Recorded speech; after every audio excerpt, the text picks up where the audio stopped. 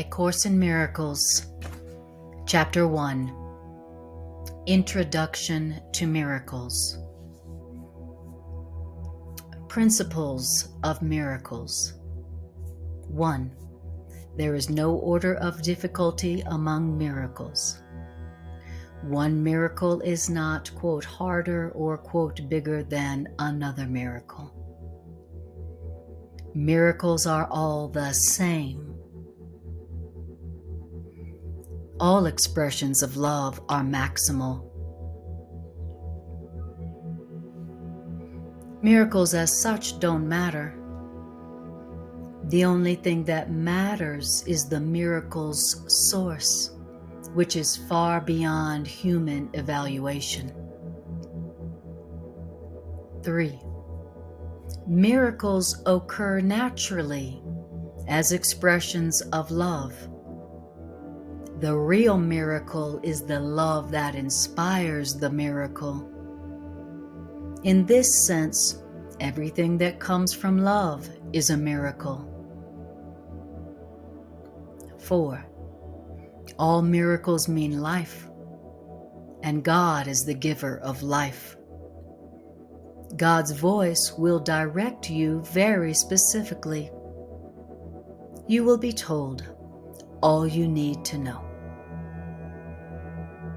5. Miracles are habits, and miracles should be involuntary. Miracles should not be under conscious control, because consciously selected miracles can be misguided. 6. Miracles are natural. When miracles do not occur, something has gone wrong. 7. Miracles are everyone's right, but purification is necessary first.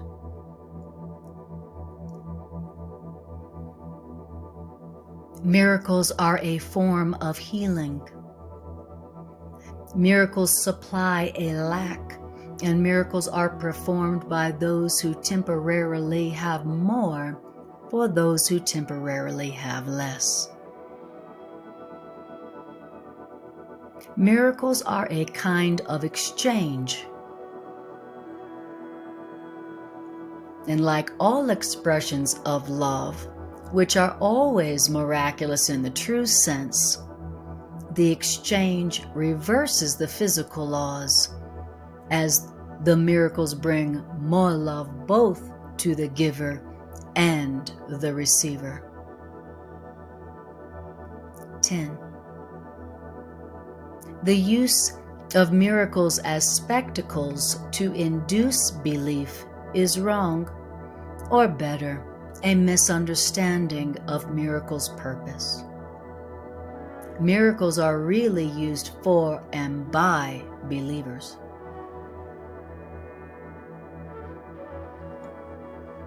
11.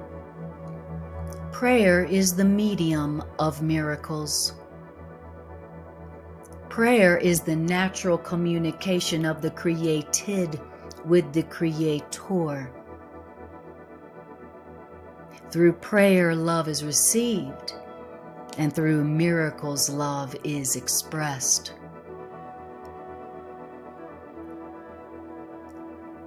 12. Miracles are thoughts. Thoughts can represent lower order or higher order reality. And this is the basic distinction between intellectualizing and thinking.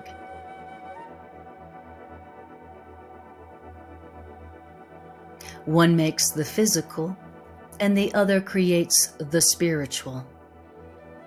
And we believe in what we make or create, the physical or the spiritual, with our thoughts. 13. Miracles are both beginnings and endings. Miracles thus alter the temporal order. Miracles are always affirmations of rebirth, which seem to go back, but really go forward. Miracles undo the past in the present and thus release the future.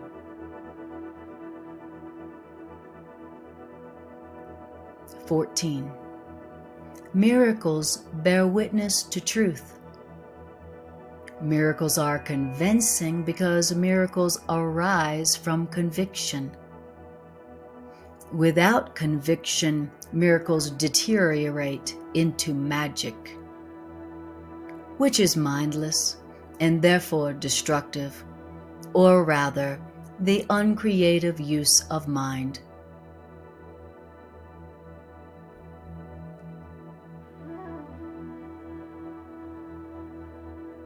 Each day should be devoted to miracles. The purpose of time is to enable man to learn to use time constructively. Time is thus a teaching device, and time is a means to an end.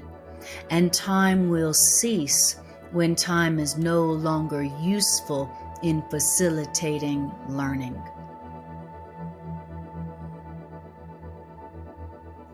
Miracles are teaching devices for demonstrating that it is more blessed to give than to receive.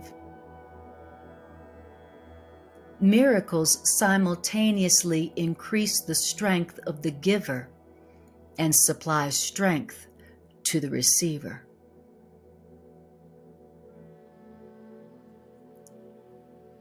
(17) Miracles are the transcendence of the body.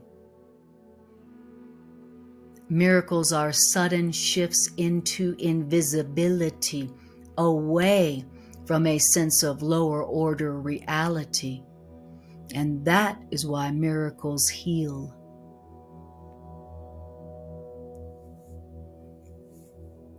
(18) A miracle is a service. A miracle is the maximal service one individual can render another. A miracle is a way of loving your neighbor as yourself. The doer of the miracle recognizes their own and their neighbor's inestimable worth simultaneously. 19. Miracles make souls one in love.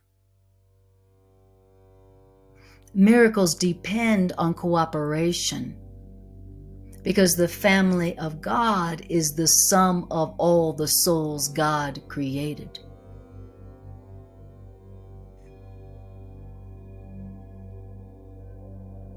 Miracles, therefore, rest on the laws of eternity, not of time.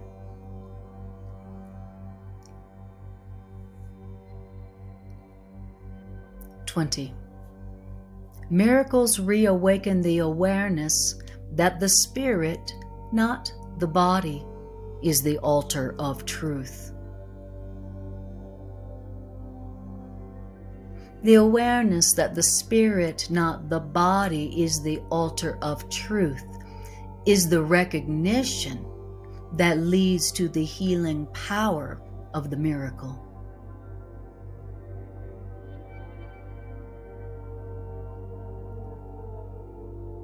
(21) Miracles are natural expressions of total forgiveness.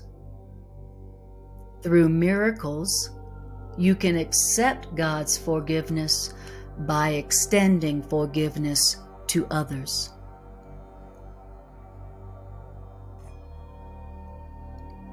22. Miracles are associated with fear only because of the fallacious belief that darkness can hide. Man believes that what they cannot see does not exist, and man's physical eyes cannot see in the dark. This is a very primitive solution closing your eyes so that you cannot see. This is a very primitive solution and has led to a denial of the spiritual eye.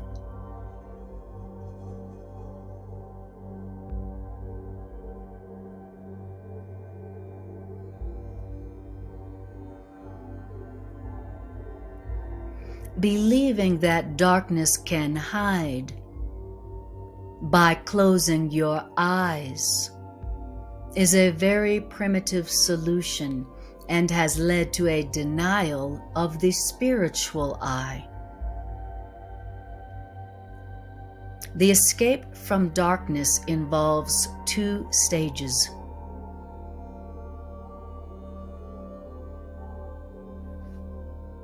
The first stage of the escape from darkness is the recognition that darkness cannot hide. And this step of recognizing that darkness cannot hide, this step usually entails fear. The second stage of escape from darkness involves the recognition that there is nothing you want to hide, even if you could. And this step of recognizing there is nothing you want to hide, even if you could, brings escape from fear.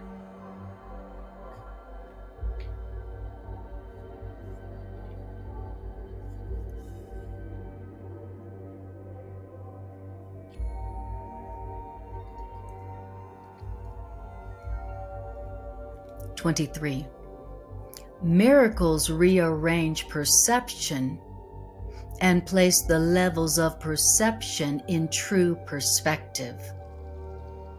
And this heals at all levels, because sickness comes from confusing the levels.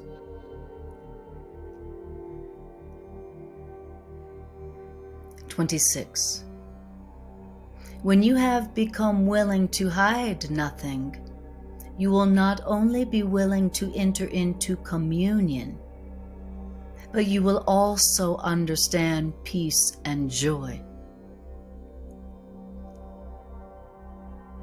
Your commitment is not yet total, and that is why you still have more to learn than to teach. But when your equilibrium between teaching and learning stabilizes, you will be able to teach as much as you learn, which will give you the proper balance. Meanwhile, remember that no effort is wasted.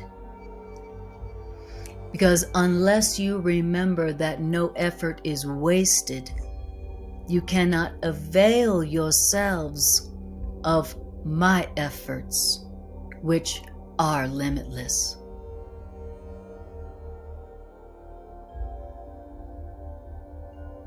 Only eternity is real. So why not use the illusion of time constructively?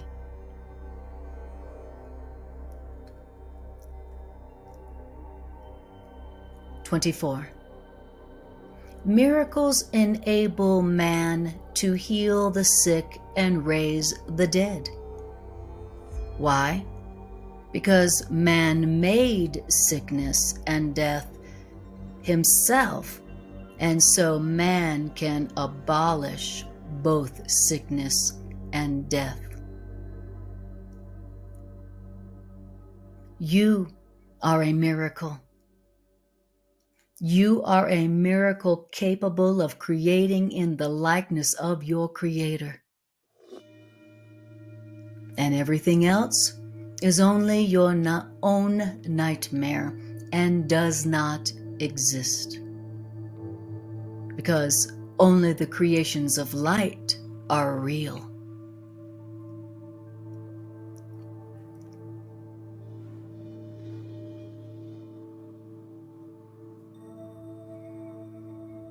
25. Miracles are part of an interlocking chain of forgiveness, which, when completed, is the atonement.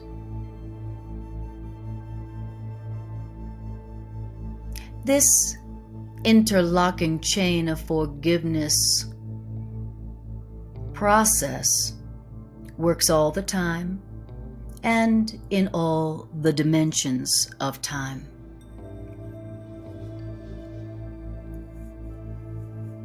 "29. I am in charge of the process of atonement, which I undertook to begin. And so when you offer a miracle unto any of my brothers, you are offering miracles unto yourself and me.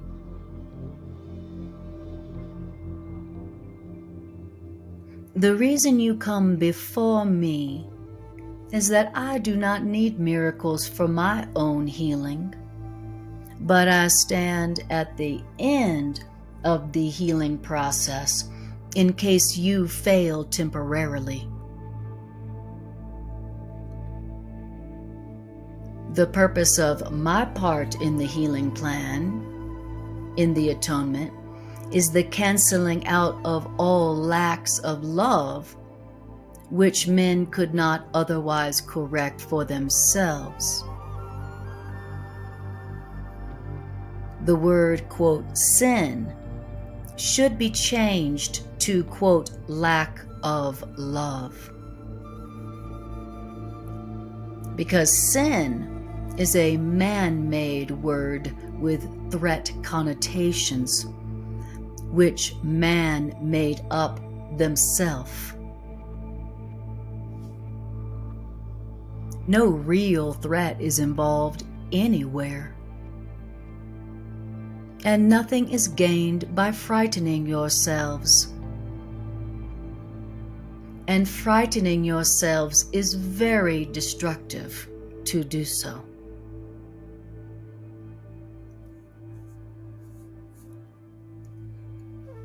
"26. Miracles represent freedom from fear. The word atoning really means undoing. The undoing fear is an essential part of the atonement value of miracles.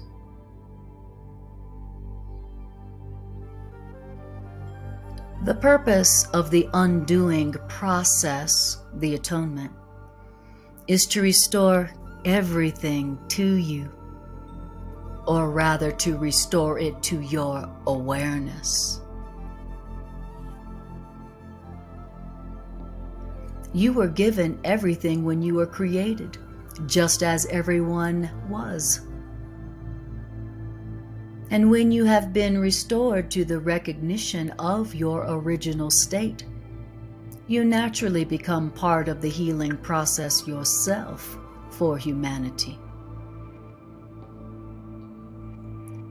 As you share my inability to tolerate lack of love in yourself and others, you must join the great crusade to correct the lack of love in yourself and others. The slogan for the crusade is listen, learn, and do. Listen to my voice, learn to undo error, and do something to correct it. The first two, listening to my voice and learning to undo error, are not enough. The real members of my party are active workers.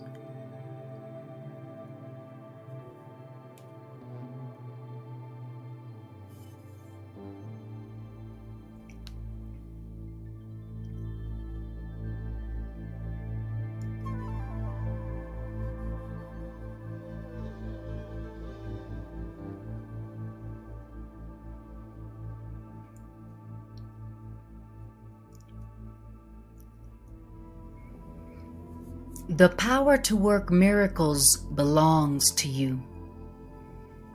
I will provide the opportunities to do them, but you must be ready and willing, since you are already able.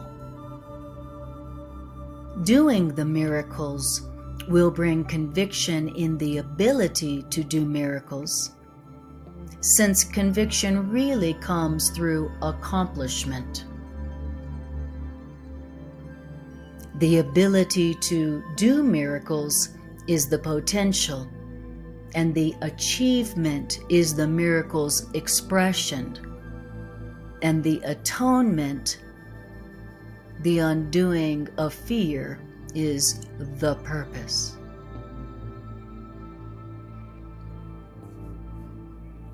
(27) A miracle is a universal blessing from God through me to all my brothers and sisters. It is the privilege of the forgiven to forgive. The disciples were specifically told to be physicians of the Lord and to heal others. The disciples were also told to heal themselves, and they were promised that I would never leave them or forsake them.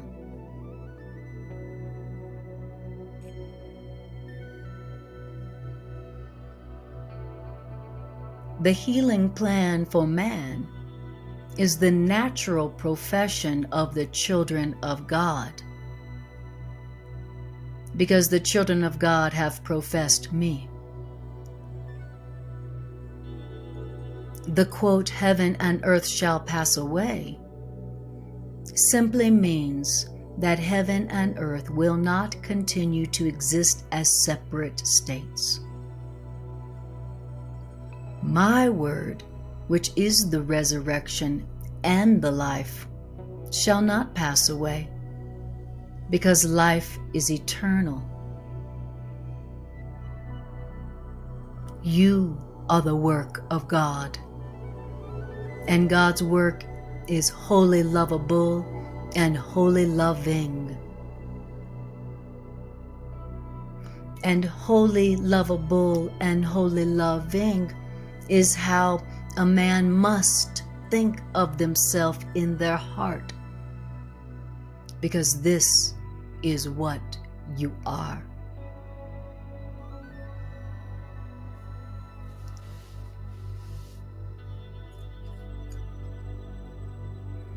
(28) Miracles are a means of organizing different levels of consciousness.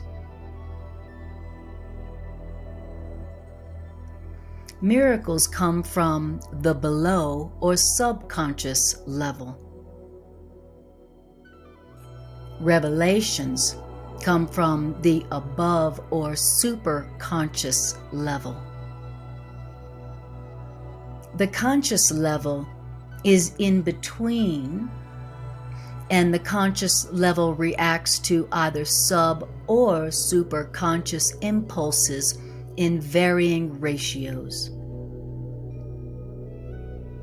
Consciousness is the level which engages in the world and is capable of responding to both levels of consciousness, subconsciousness, and superconsciousness.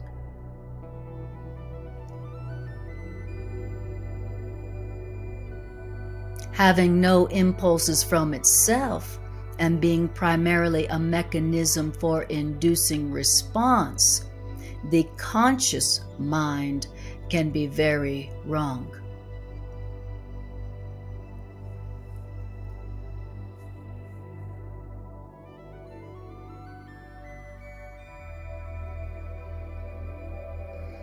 Revelation induces complete but temporary suspension of doubt and fear.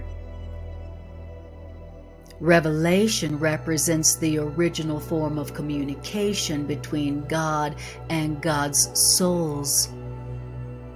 And revelation involves an extremely personal sense of closeness to creation, which man tries to find in physical relationships.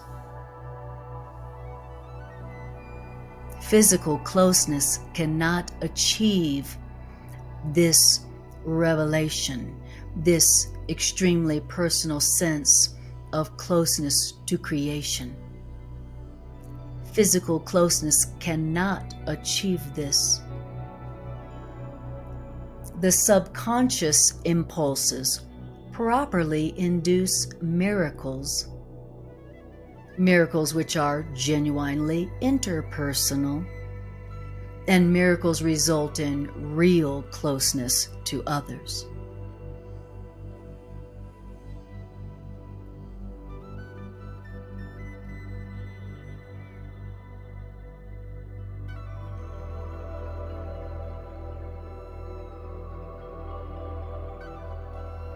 This can be misunderstood by a personally willful consciousness as impulses toward physical gratification. Impulses toward an extremely personal sense of closeness to creation can be misunderstood as impulses toward physical gratification.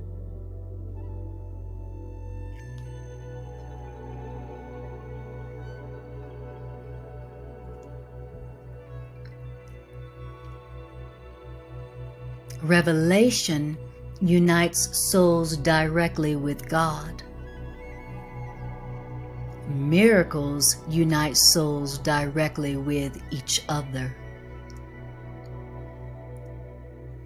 Neither revelation nor miracles emanates from consciousness, but both revelation and miracles are experienced there in the conscious mind.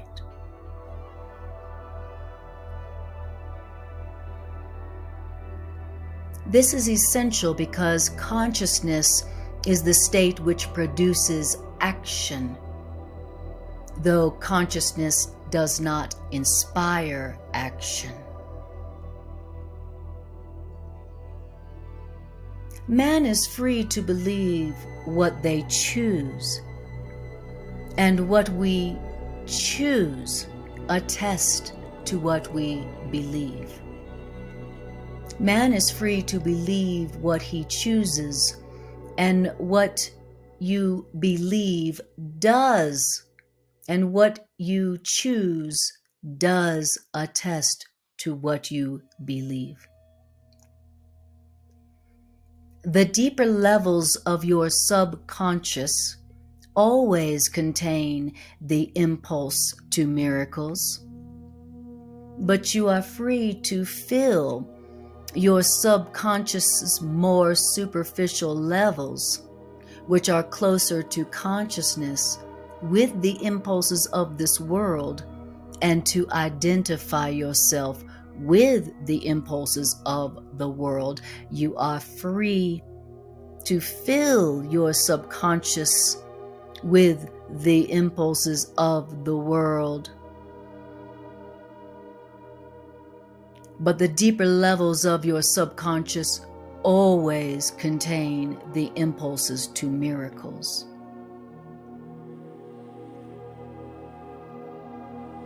Filling the more superficial levels of your consciousness with the impulses of this world and identifying yourself with the impulses of the world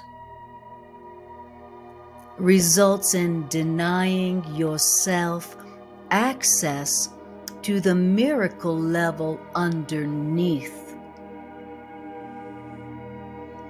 In conscious actions, then, your relationships also become superficial, and then miracle-inspired relating becomes impossible. Why? Because you have filled the more superficial levels of your subconscious with the impulses of the world, even though you could have experienced the impulse to miracles, which is at the deeper levels of your subconscious.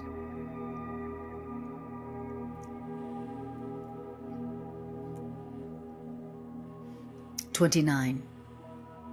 Miracles are a way of earning release from fear.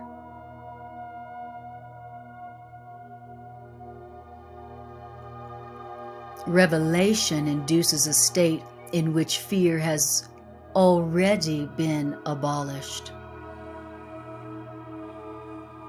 Miracles are thus a means, and revelation is an end. In this sense, miracles and revelations work together. Miracles do not depend on revelation. Miracles induce revelation. Revelation is intensely personal, and revelation cannot actually be translated into conscious content at all. That is why any attempt to describe revelation in words is usually incomprehensible. Revelation induces only experience. Miracles, on the other hand, induce interpersonal action. And miracles are more useful now because of their impersonal nature. In this phase of learning, working miracles is more important than revelation because freedom from fear cannot be thrust upon you.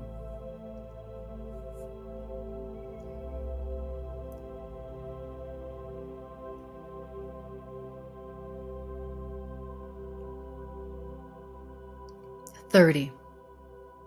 Miracles praise God through men. Miracles praise God through men. Miracles praise God by honoring God's creations.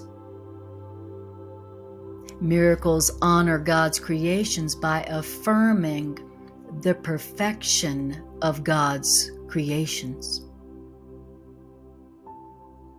Miracles heal because miracles deny body identification, and miracles affirm soul identification, and that's why miracles heal.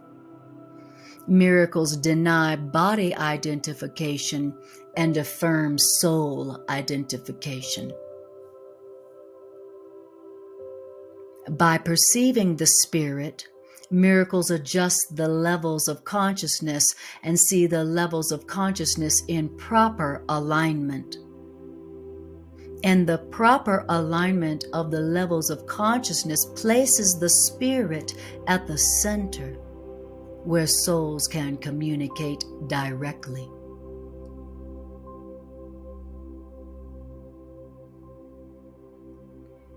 "31. Miracles should inspire gratitude, not awe. Man should thank God for what they really are. The children of God are very holy, and the miracle honors their holiness.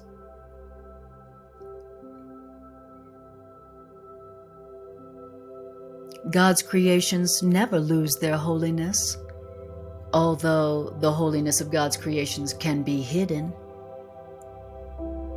But the miracle uncovers the holiness of God's creations, and the miracle brings the holiness of God's creations into the light where it belongs.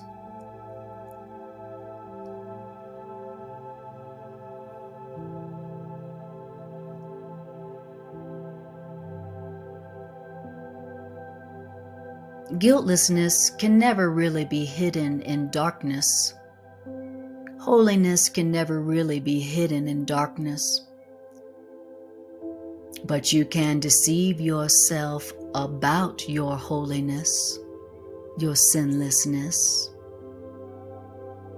Your deception, your deceiving yourself about your innocence, your holiness, makes you fearful. because you know in your heart that your guilt is an illusion.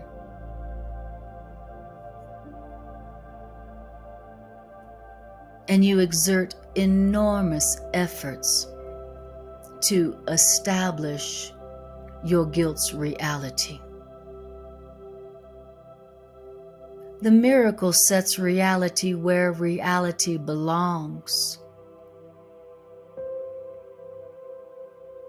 And eternal reality belongs only to the soul.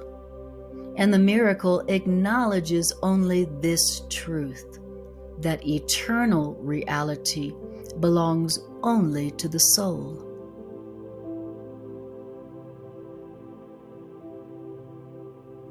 The miracle thus dispels your illusions about yourself and puts you in communion with yourself and God.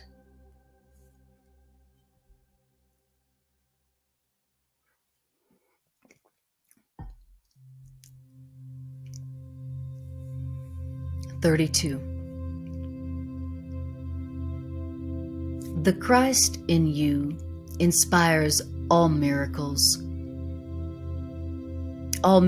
which are really intercessions. Miracles intercede for your guiltlessness, and miracles make your perceptions loving.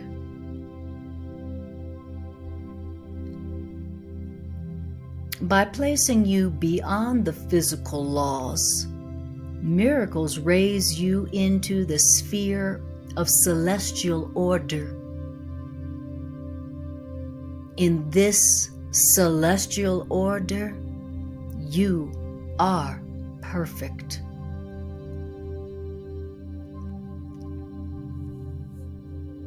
The soul never loses its communion with God.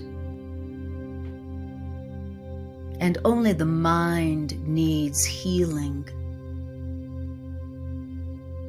not your soul, which never loses its communion with God. The miracle joins in the plan for healing.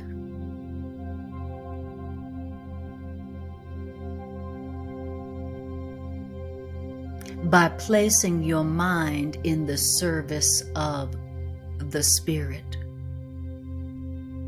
The miracle joins you to love's healing plan by placing your mind in the service of the Spirit. And the miracle placing your mind in the service of the Spirit establishes the proper function of the mind and then corrects the mind's errors.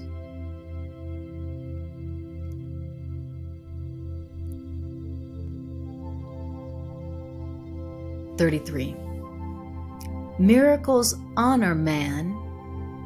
Miracles honor you because you are lovable. Miracles dispel illusions about yourself and others, and miracles enable you to see the light in yourself and others.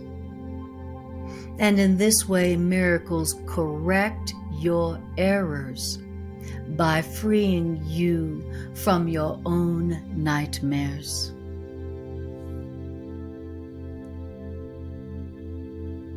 Miracles release you from a prison in which you have imprisoned yourself. And by freeing your mind from illusions, from your errors, miracles restore your sanity. Your mind can be possessed by illusions, but your spirit is eternally free. If a mind perceives without love, then that mind perceives an empty shell and that mind is unaware of the spirit within it.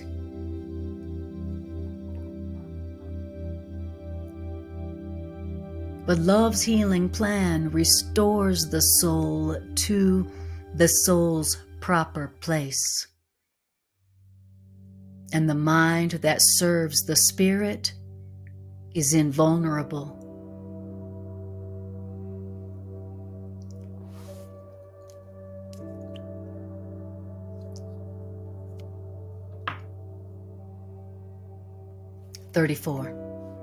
Miracles restore the soul to its fullness.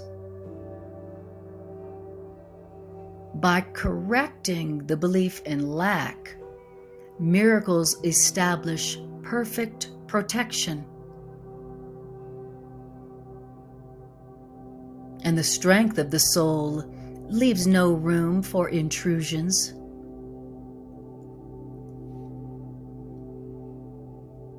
The forgiven are filled with the soul, and the forgiven forgive in return.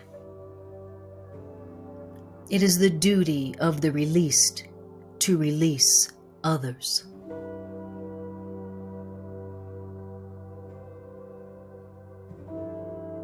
The forgiven are the means of love's healing plan for man.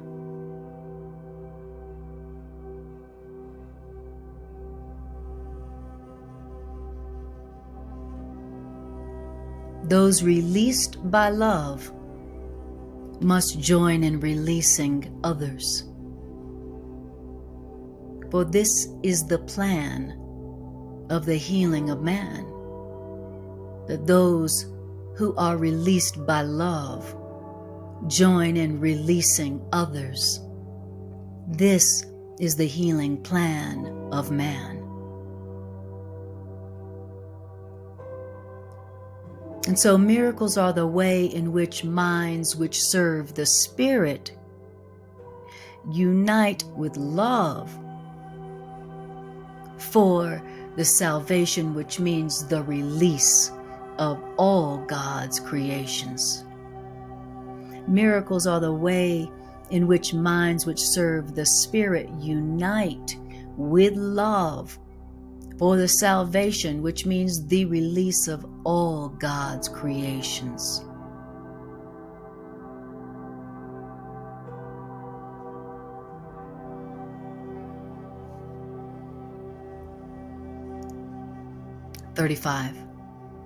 Miracles are expressions of love.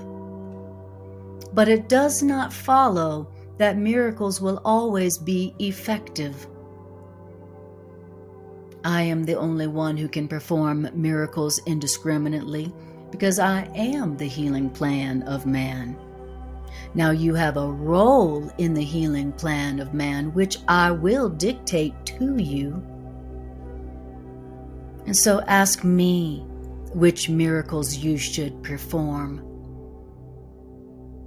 And you asking me which miracles you should perform spares you exhaustion, because you will be acting under direct communication.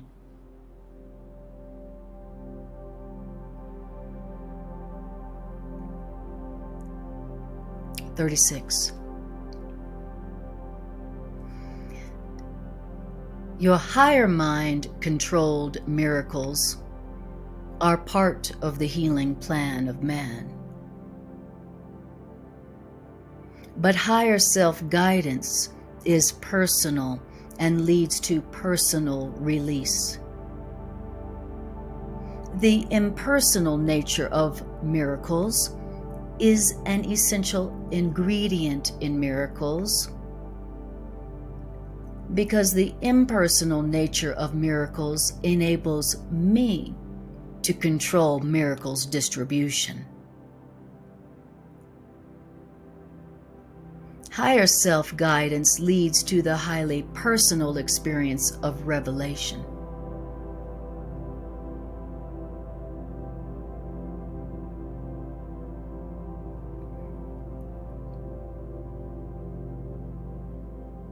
This is why revelation involves personal choice. A guide does not control, but a guide does direct, leaving the following up to you. The quote, "Lead us not into temptation," means guide us out of our own errors. The quote, "Take up thy cross and follow me," it means recognize your errors and choose to abandon them by following my guidance.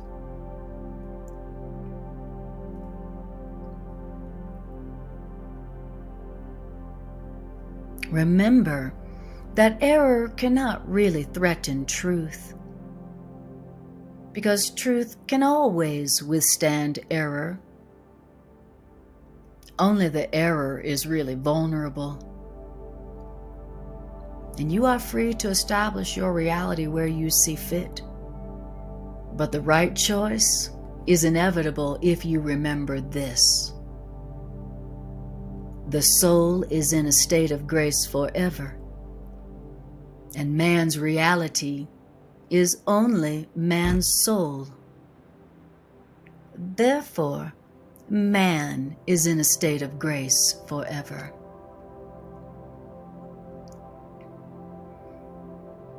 The soul is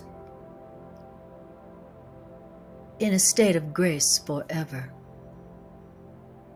Your reality is only your soul. Therefore, you are in a state of grace forever.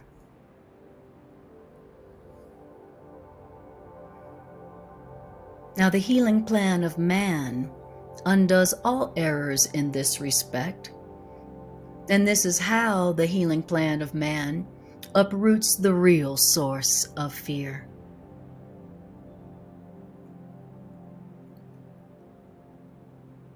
Whenever God's reassurances are experienced as threat, it is always because you are defending misplaced and misdirected loyalty.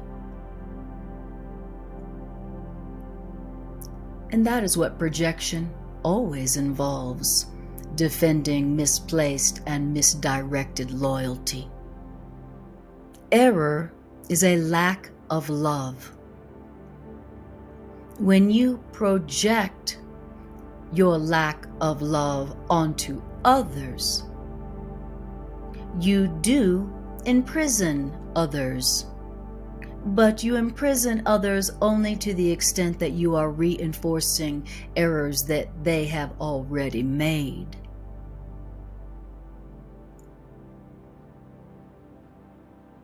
And the errors that others have already made, which makes them vulnerable to your lacks of love, this vulnerability makes them vulnerable to the distortions of others, since their own perception of themselves is distorted.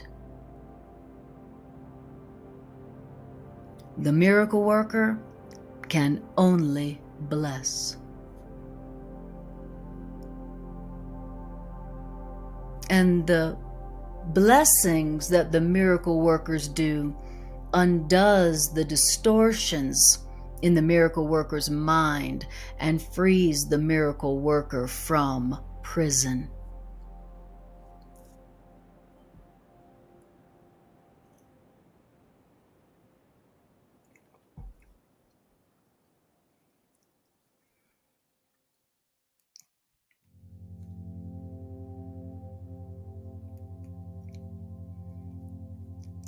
(37) Miracles are examples of right thinking.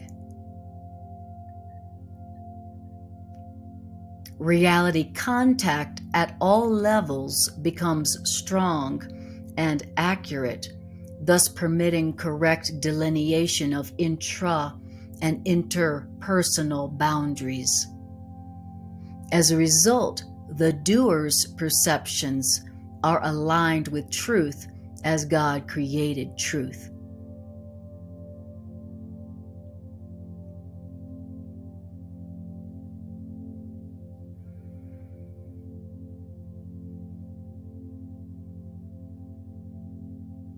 Right thinking is reality contact at all levels, becoming strong and accurate.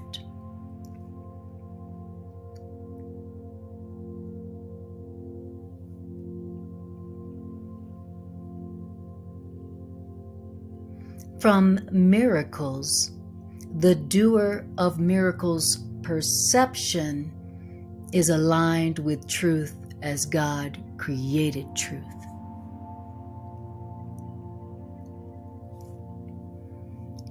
(38) A miracle is a correction factor introduced into false thinking by me.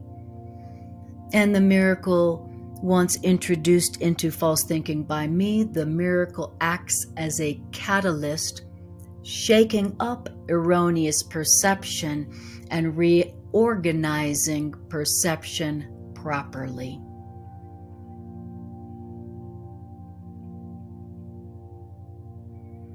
And this reorganizing of your perception properly places you under the healing principle, where your perceptions are healed.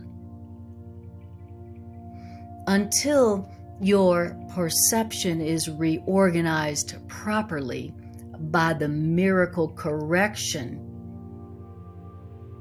introduced into your false thinking by me, until this has occurred, revelation of the divine order is impossible.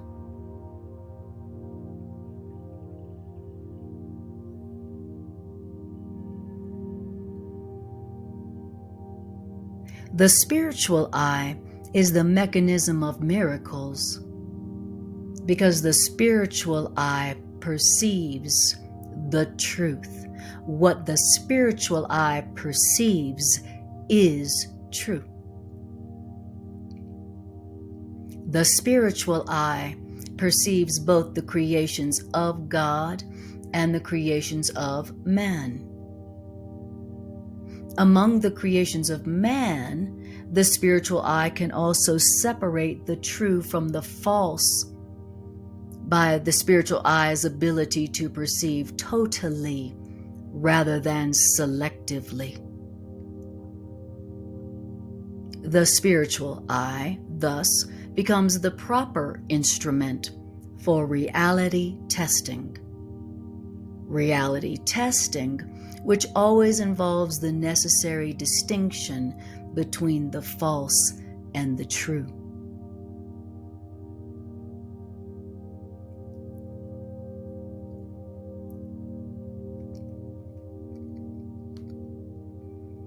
(40) The miracle dissolves error, because the spiritual eye identifies error as false or unreal. And this is the same as saying that by perceiving light, darkness automatically disappears. Darkness is lack of light, as sin is lack of love. Darkness has no unique properties of its own. Darkness is just an example of the scarcity fallacy, from which only error can proceed. Truth is always abundant, and those who perceive and acknowledge that they have everything have no need for driven behavior of any kind.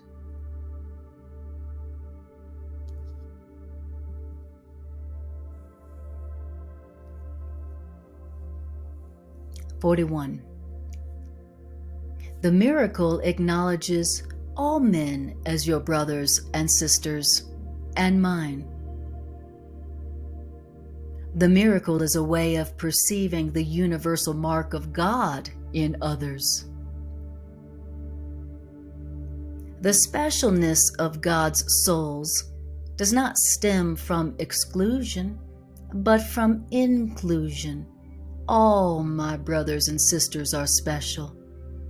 If any of my brothers or sisters believe that they are deprived of anything, their perception becomes distorted. And when the perception of my brothers and sisters becomes distorted, the whole family of God or the sonship is impaired in their relationships.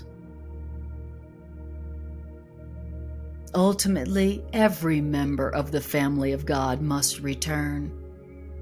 And the miracle calls every member of the family of God to return, because the miracle blesses and honors every member of the family of God, even though that member may be absent in spirit.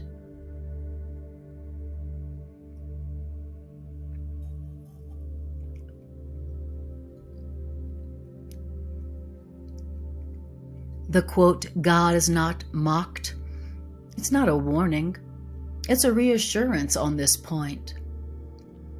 God would be mocked if any of God's creations lacked perfection, lacked innocence.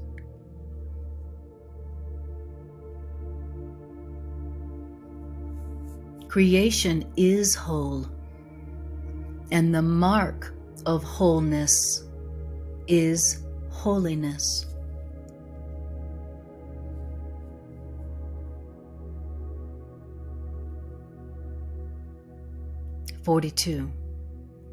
Wholeness is the perceptual content of miracles.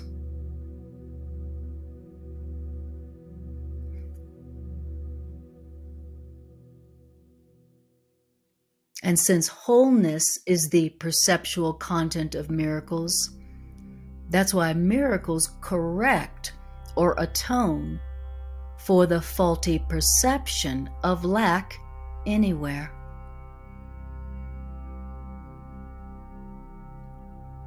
Here we begin to make the fundamental distinction between miracles and projection.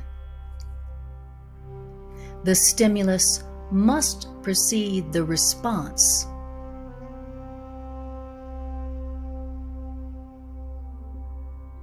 And will also determine the kind of response that is evoked. Behavior is response, so that the question, response to what, becomes crucial.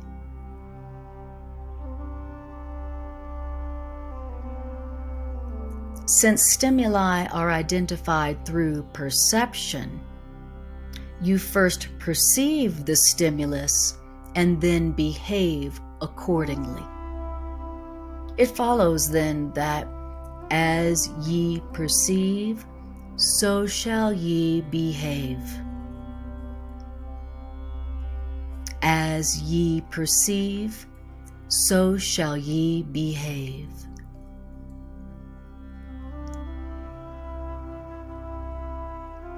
The Golden Rule asks you to behave toward others as you would have them behave toward you.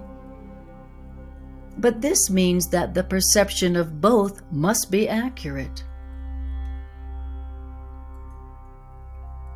The Golden Rule is the rule for appropriate behavior. But you cannot behave appropriately unless you perceive accurately, because appropriate behavior depends on lack of level confusion. The presence of level confusion, the presence of confusion around cause and effect, always results in variable reality testing, and therefore in variability in behavior appropriateness. Since you and your neighbor are equal members of the same family, as you perceive both you and your neighbors, so will you behave toward yourself and your neighbors. The way to perceive for Golden Rule behavior is to look out from the perception of your own perfection and perceive the perfection of others.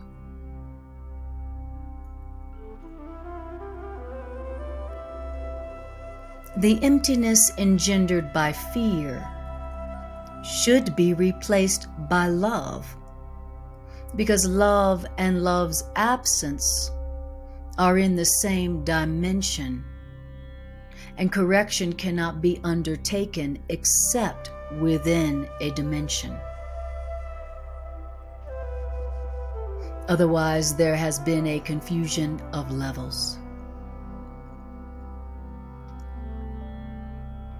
Death is a human affirmation of a belief in hate or confusion between cause and effect. That is why the Bible says there is no death. And it's also why I demonstrated that death does not exist. I came to fulfill the law by reinterpreting the law. The law itself, if properly understood, offers only protection to man. It is those who have not yet changed their minds who entered the, quote, hellfire concept into the law.